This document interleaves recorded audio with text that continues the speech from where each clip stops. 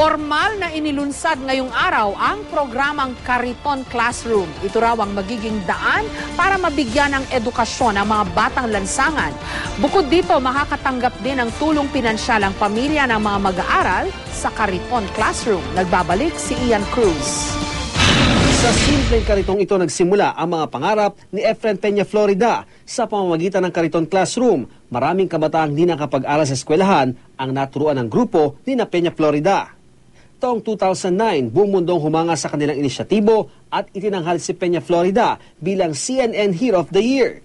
Kanina, formal nang inilunsad ang programang Kariton Classroom ng Department of Education at ng Department of Social Welfare and Development, katuwang ilang civil society groups. Target nila ang mga batang lansangan na hindi naabot ng formal na edukasyon. At dito sa Metro Manila, ang uunahin nila kung saan maraming batang palaboy. It's like a dream come true for us na talagang kasi ang mission lang naman talaga natin dito is magkaroon ng oportunidad yung mga bata ng edukasyon, ng karunungan, ng learning. So, and ito yung contribution natin para dun sa hinahangad natin na education for all. Ang naging problema natin nung nakalipas, pilit natin kinukuha sila sa mga kalye, tapos ipapasok natin ng mabilisan sa formal na setting, talagang hindi sila nagtatagal. So, ginamit natin yung programa ni Kuya F na ito ay nagamit na sa Cavite. Ito ay isang programa na akma doon sa pangangailangan ng mga street children.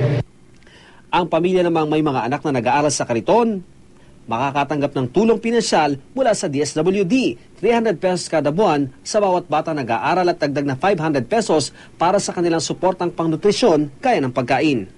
Ang mga pamilyang nakatira sa Kariton at sa lansangan ay sinasama namin sa aming modified conditional cash transfer na ang ibig sabihin, dagdag dun sa cash grant dahil sila ay nasa isang Kariton Classroom, meron din pong health grant na 500 pesos din.